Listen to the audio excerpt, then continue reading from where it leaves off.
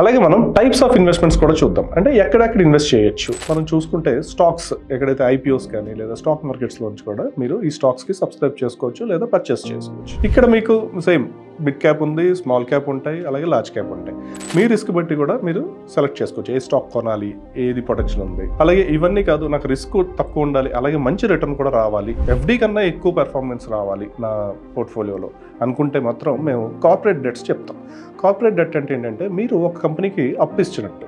So వాళ్ళు మీకు ఒక ఇది కూడా ఇస్తారు, సర్టిఫికేట్ ఇస్తారు. దానికి దగ్గర 9 to 11% మధ్యలో మీకు ఇంట్రెస్ట్ రేట్ వర్కౌట్ అవుతుంది. కొన్ని స్టాక్స్ స్లోగా పెరుగుతాయి, కొన్ని మ్యూచువల్ ఫండ్స్ మంచి రిటర్న్స్ రావచ్చు, లేదా రియల్ ఎస్టేట్ మీకు మంచి రిటర్న్ ఇంకా వీటికన్నా ఎక్కువ రిటర్న్ రావచ్చు. సో మీ పోర్ట్ఫోలియోలో అంటే మీరు పెట్టే ఇన్కమ్ మీరు ఏదైతే ఇన్వెస్ట్ చేద్దాం అనుకుంటున్నారో దీన్ని ఇలా డైవర్సిఫికేషన్ అంటే డిఫరెంట్ సెక్టార్స్లో కానీ డిఫరెంట్ ప్రోడక్ట్స్లో ఫస్ట్ మీరు గోల్ రాసుకోండి. గోల్స్ తగ్గట్టుగా మీ ఇన్వెస్ట్మెంట్ అమౌంట్ సెలెక్ట్ చేసుకోండి. ఇన్వెస్ట్మెంట్ అమౌంట్ సెలెక్ట్ చేసుకుని ఆ తర్వాత ఎక్కడ పెట్టాలి, ఏ ఇన్స్ట్రుమెంట్లో పెట్టాలి, అలాగే డైవర్సిఫికేషన్ అనేది మనం చేస్తున్నామా లేదా, ఈ 4 ఆస్పెక్ట్స్ కనుక మీరు డిఫైన్ చేసుకోగలిగితే మీరు ఇన్వెస్ట్మెంట్ స్టార్ట్ చేసినట్టే లెక్క.